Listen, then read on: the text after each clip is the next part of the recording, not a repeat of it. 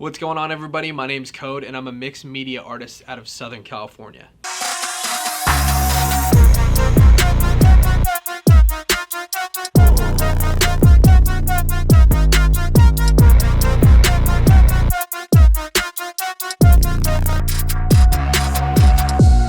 So with the art that I like to make, I like to mix a bunch of different stuff in there, whether that be, like magazine cutouts, granular gels. It's really fun to create art that's every piece is different. So reflecting back on everything that I've made up until this point and the work that I want to make going forward, I'm really proud of it and I'm excited to see where it's going. But also I'm thinking about where I was just a few years ago and wondering about materials and how can I make my art look like how I see other artists' stuff look like on Instagram. It's the whole analysis paralysis thing, right? Like, you see so many great artists out there on Instagram and you start to compare yourself to those guys and girls that are doing amazing work, but you shouldn't have that hold you back, because we all start down here. We all start from ground zero, and it's up to you to mess around and try out different things to make up your own style. Now, that being said, over the course of those couple years, I was always really zooming in on other artists' pictures, like trying to figure out like what paints did they use. I listened to a ton of podcasts that, other artists talk, and maybe they dropped a little hint about, a few things that they used, and I'd write them all down. So then I just create this list. And you know what? Maybe that was the list of events that just happened to throw that into a blender, and that's how you get what I got. But I could still give you guys the list and the breakdown, and no matter what way you slice it, you out there are going to do things differently than I've done them. So that's why I have no problem with giving out some stuff that I use. On top of that, I just think it'd be cool to help younger artists out there, and hopefully you guys can create some awesome work, and I'd love to see it sometime.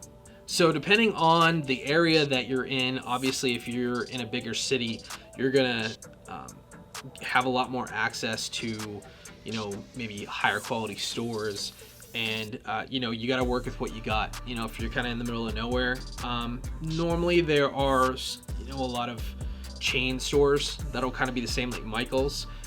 Generally most towns have a Michael's or some type of art store.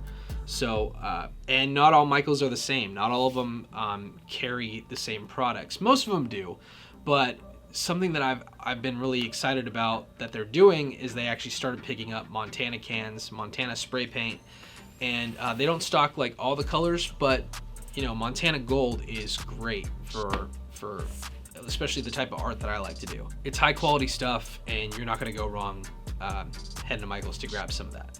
That being said, if you do have a mom and pop art shop that's in your town, see if they can custom order some stuff for you. But there are some stores out here in the Southern California area that I like to frequent. One of those being the one that I'm actually going to mention in this video. They've been super great to me, is the Art Supply Warehouse out of Westminster, California. They are located off the 405, I believe. It's a really cool store, got awesome artwork, awesome graffiti on the outside. The staff there is amazing. They make it really easy to walk in there and ask questions. I know some stores that you go into sometimes can be a little bit intimidating. I've gone into other supply stores where people kind of seem a little bit more uptight and feel like you should know what you're looking for, and they can be a little snobby about it. But not here. They're not paying me to make this video, by the way. They've just been that good to me, and I wanted to give them a real nice shout out for this one. Plus, they stock a lot of really great products that you can't really find in other places scattered around the SoCal area. So be sure to check them out.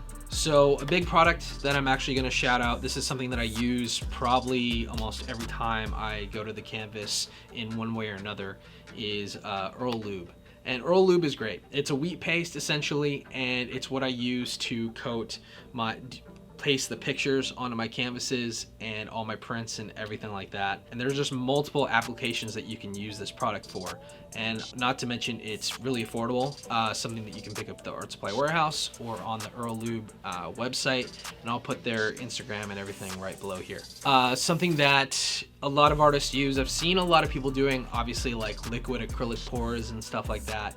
Something that you don't want to skimp on, especially like if you're doing characters or if you're doing, you know, you just want to use good quality paints. You don't want to cheap out on your paints. Sometimes you can, especially if you're doing like an abstract background. Sometimes it really doesn't matter, if I'm being honest. But if you are really trying to get a color to pop and you want the quality to be there, Golden Acrylics, it's next level stuff. It dries pretty quick, and I love working with it. Sometimes if you can add a little bit of water to it, and it just makes it flow super nice. There are a few companies out there that beat it. The only thing that I've found that's different is a product called Toon Tones. I love working with their black. Their black is unmatched for me, and that's what I use a lot in my line work. That is a product that actually you can only get at Art Supply Warehouse, so be sure to check that one out. So next up we have spray paint, and Montana is top dog. They are it when it comes to spray paint. You know, graffiti writers, fine artists, everybody uses Montana. That being said, there is a different type of spray paint that you can get at any Home Depot. It's just go to the Home Depot section. I don't even remember what the brand is. It might be Rust-Oleum, but they're in the white cans. That one is more, I don't know if it has more of an oil base to it, but if you're doing prints, something that I've noticed is the opacity in the paint. It's not as opaque. And so if you have a print and you're trying to make it look like it was colored that way, I would use maybe the paint from the Home Depot, because it just flows together with prints a little bit better. But if you're doing like solid color and just more abstract stuff, Montana is definitely the way to go. Another store shout out that I wanted to give was GCS over there in Santa Ana, and they're out in downtown, and the owner there has treated me very well. I have a lot of my art actually displayed in his gallery, and they actually have events almost like it's the first Saturday of every month for the art walk down there. So if you're ever down there in that area, for sure check it out. Go see my artwork, go see a ton of the other artists out there that have amazing artwork as well. At GCS, they specialize in graffiti supplies, so they have tons of Montana spray paint cans, caps. That's the other thing, maybe check out their different spray caps. They all do different stuff. There are only a couple that I like to use. There's the stencil cap, white with, I think it's like a blue dot, but it's a softer spray. You do have the fine nozzle ones, which are the green cap. You can get kind of like thinner lines with that one. And then of course you have the silver fat cap, and that you can spread a very quick, very, very wide surface in a fast time. And those are just a few supply tips and supply stores that I wanted to mention and make a little video for, because, you know, I really wish I could hear some of that stuff when I was a younger artist, and hopefully it helps some of you guys out there. If you guys have any questions on other products or anything you want me to try out in my work, there's tons of stuff that I could talk about. Honestly, there's so much out there. But if you guys have any questions about, you know, art prices, anything you want me to discuss, go ahead and drop them in the comments below, or hit me up on Instagram. I'd love to make a video about it. Yeah, until next time, I'll talk to you guys soon. Stay weird, get creative. Thank you so much for sticking around at the end of the video. Make sure to like and subscribe, and if you dug this one, make sure you check out these ones right here. They won't disappoint.